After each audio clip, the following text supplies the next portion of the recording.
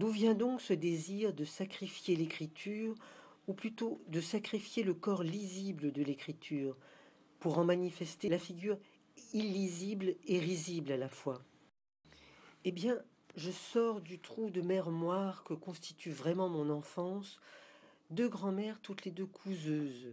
Dès le départ, donc, la présence obstinée du cousu humain, du cousu de fil noir sur blanc, du raccommodage, du ravaudage, du rapiessage, de l'accro-rapiécé, de l'emplâtre de tissu, de l'harmonieux coulé du geste sur le drap, le tablier, le suaire. Donc, au départ de ma vie, les Pénélopes omniprésentes, et les Cyclopes, les mâles de la famille, suivant, clopin, clopant, le cycle des couseuses. Et moi donc, pris dans cet entre-deux, me taillant un avenir d'homme efféminé, le petit Titi, comme on m'appelait. Je ludique et claudiqueuse un peu sur ce fond inentamé par le sens et la raison. J'y accroche avec tout l'humour possible le crassé coulé de l'encre. Donc, cette écriture graphique veut sans doute en finir avec le dur de la chaîne vertébrale, installer continuellement le coulant de la maille, du maille que maille du tricotage.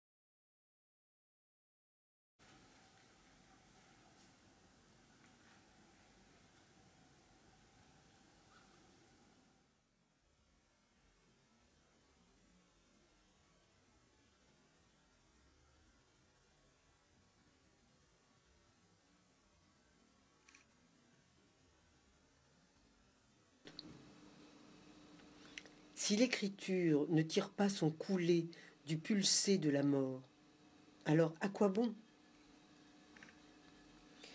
Coûte que coûte, m'attacher à accentuer la trame obscénographique de l'envers de l'écrit, chercher la portée musicale des voix animales, végétales, minérales, qui animent l'écrit de leur décomposition en lui, de leur fébrilité motile de houille, rendant risible et illisible la portée hominale.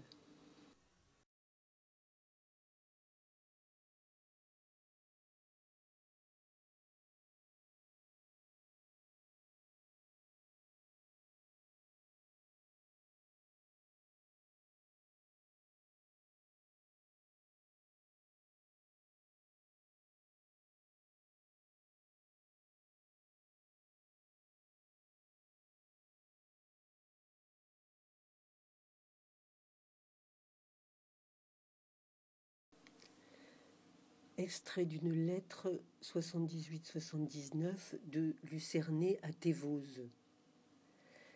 Savoir que l'écriture alphabétique n'est lisible que parce qu'elle se retient d'être illisible, c'est-à-dire parce qu'elle se retient de naître effectivement, et aussi parce qu'elle se tient du côté de l'esprit, pour ne pas oser être de l'esprit ouvert par le ventre, miette de maternité noire.